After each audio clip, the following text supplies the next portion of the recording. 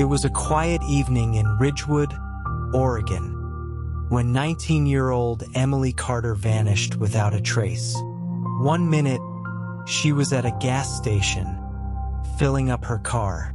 The next, she was gone. No signs of struggle, no witnesses, just an empty vehicle, her purse still inside, and that lone shoe resting on the asphalt. But what seemed like a simple disappearance was about to unravel into something much darker, something no one could have predicted.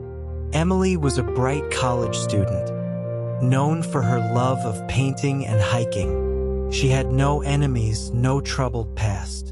That's what made her disappearance so terrifying. The last footage of Emily showed her walking toward the gas station store, but she never made it inside.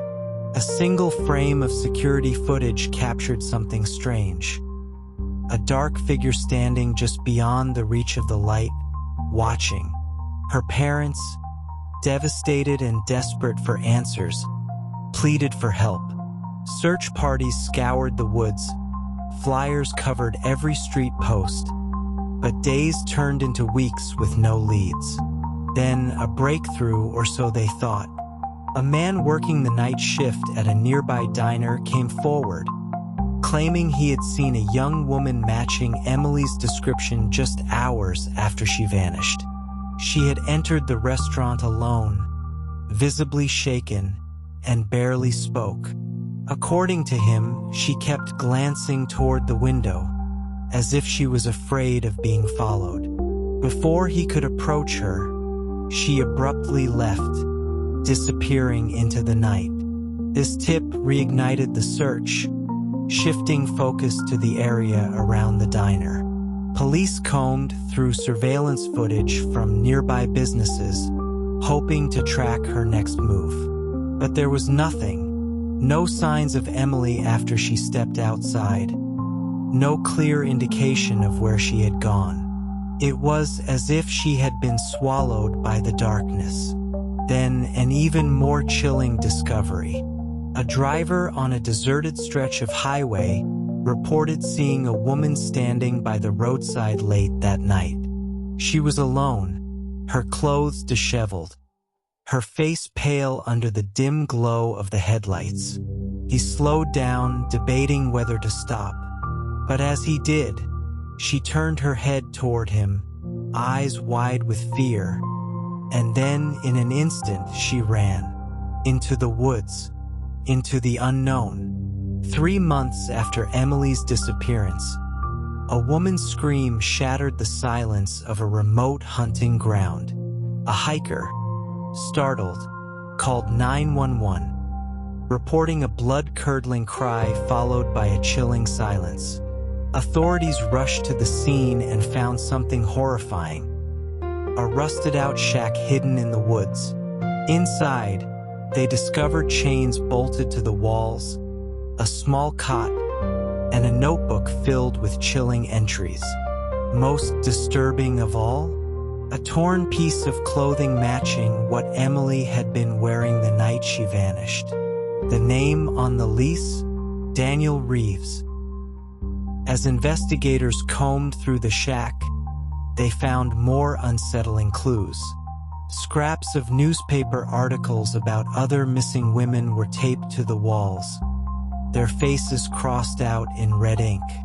A rusty metal box under the cot held locks of hair, old photographs, and a silver bracelet with the initials EC engraved on it. The air was thick with the scent of decay, and an eerie stillness seemed to linger, as if the walls themselves had witnessed something unspeakable. Outside, cadaver dogs picked up a faint scent, leading officers to a shallow pit covered hastily with leaves. But when they dug, expecting the worst, they found only a pile of burned clothes and personal belongings. It was as if someone had tried to erase all traces of the person who once wore them. Despite these chilling discoveries, there was no sign of Emily. No blood, no body, just the haunting remains of a place that suggested someone had been held there, someone who might have fought to escape.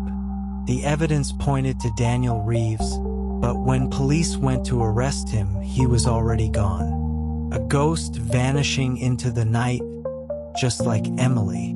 Daniel Reeves was a ghost, a drifter with no known address, no job, and no past. He had moved into town just weeks before Emily disappeared.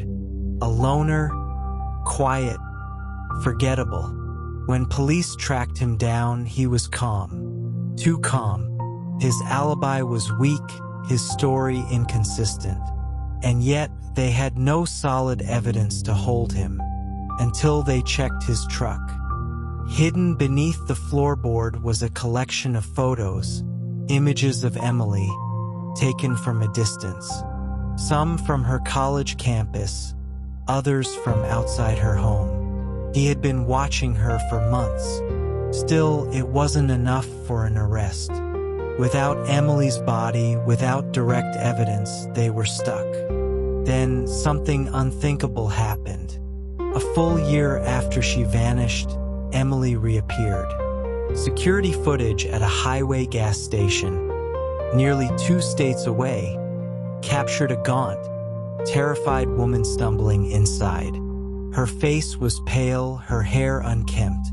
She looked over her shoulder constantly, as if she were being followed. Then, just like that, she was gone again. Police raced to the scene, reviewing every frame of footage. Just outside the station, they saw a black truck idling in the shadows. Daniel Reeves was behind the wheel. A high-speed chase erupted. Police pursued him through winding back roads, leading them deep into the abandoned Fairchild barn, a place with a sinister past of its own. When officers arrived, the truck was still warm, but empty. Inside the barn, chains, a stained mattress, a knife left behind. But no Emily, no Daniel, just eerie silence. Days turned into weeks and then months. No sign of Emily, no sign of Daniel. It was as if they had both disappeared into thin air. But then, an even more disturbing discovery. Police uncovered a storage unit rented under Daniel's name. Inside were dozens of personal belongings, items that did not belong to Emily. Jewelry, ID cards, locks of hair, clothing, and photographs. Hundreds of them. Different women, different places. Some of them missing persons cases. Some of them never reported missing at all. Was Daniel Reeves a serial predator? So where was he now? And more importantly, was Emily still alive? A case without answers. Years passed. No arrests, no bodies, no clear resolution. Daniel Reeves was never seen again. Emily Carter never returned home. The case remained open, haunting investigators and the Ridgewood community alike. Some believe Emily is still out there, held captive by someone else. Others think she may have escaped, choosing to live in the shadows rather than return to a world where she was once hunted. And then, there are those who fear the worst, that neither Emily nor Daniel would ever be found, because they were both buried somewhere deep in the woods, where no one would ever find them. Emily Carter's case is one of horror, resilience, and mystery, but it left behind more questions than answers. Who was Daniel Reeves, really? Were there more victims? And the most haunting question of all, what really happened to Emily Carter? Let us know what you think in the comments. Do you believe Emily is still alive? Was Daniel working alone? Or was there someone even more dangerous lurking in the shadows?